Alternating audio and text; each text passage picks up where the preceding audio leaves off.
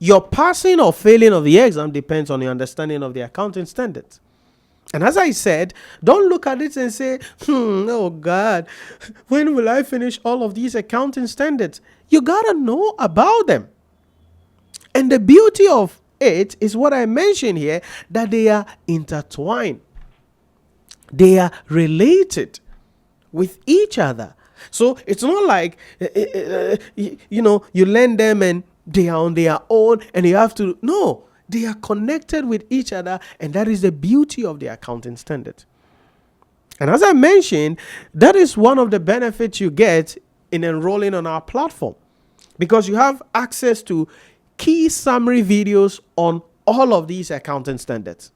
Summary videos explaining the fundamental principles on all these accounting standards. In addition to that, you get access to the full lectures with practice questions. Right? So once you watch the summary videos, which means that with the summary videos, you can go through everything and finish the syllabus in record time, or finish the accounting standards in record time. So once you understand the principles underlining each of the standards, what do? You now start exposing yourself to questions. Because I say this always. It's not about how many questions you solve.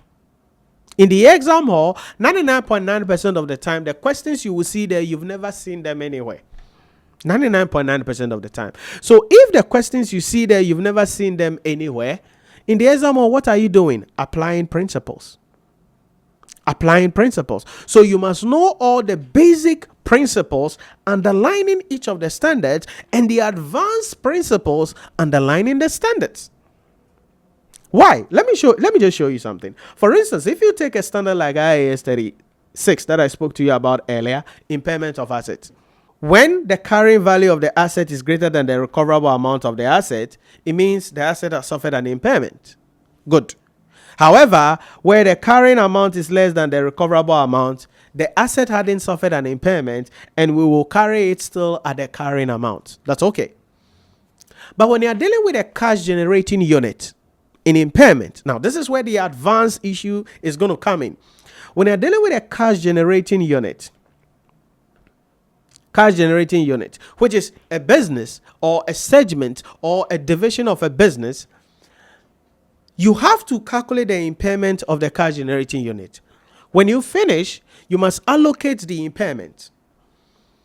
Now, the basic rule is that you write off separately identified impaired assets. So as stated in the question, did some assets suffer an impairment? Yeah, you write it off. Number 2, is there goodwill? Does the cash generating unit has goodwill? If it does, you write it off. If we still have some of the impairment left, then we are going to allocate it among the remaining assets that have not suffered an impairment already. Now, the advanced rule about IAS 36 is that after the allocation of the impairment, an asset cannot be carried below its fair value less cost to sell. So when you finish the allocation, an asset cannot be carried below its fair value less cost to sell. And that is the advanced aspect of IAS 36, impairment of assets. So what you are doing is, you got to understand both the basic principles on each of the standards, and some of the standards have a little advanced understanding that you need. All I'm trying to say is that in order for you to pass your financial reporting examination or corporate reporting examination, you need a deeper understanding of the accounting standards. Because when you understand the accounting standards, that is where you can then put yourself in the position to come and successfully deal with single entity financial statement. Because as I mentioned, each of the footnotes will be an accounting standard that you're going to call on. Evaluation of financial statements, same idea, same principle may be applicable there. And even in consolidated financial statements, same idea, same principle will be applicable. And so one thing you must understand is that you have to be solid on the accounting standards. And that is why I want you to leverage the key summary videos in the mobile application. Download them. Watch them over and over again. have a summary note on all the standards. If it is a diary, have a diary. If it is a notepad, have a notepad. And this is separately just for the accounting standards.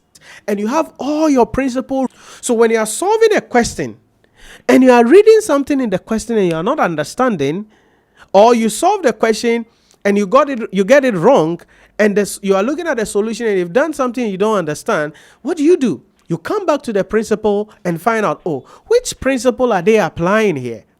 Because in the exam hall, all you are doing is applying principles. That's all you are doing in the exam hall. You are applying principles, period. So once you get your accounting standards right, it means single entity financial statement, you will succeed there in that case.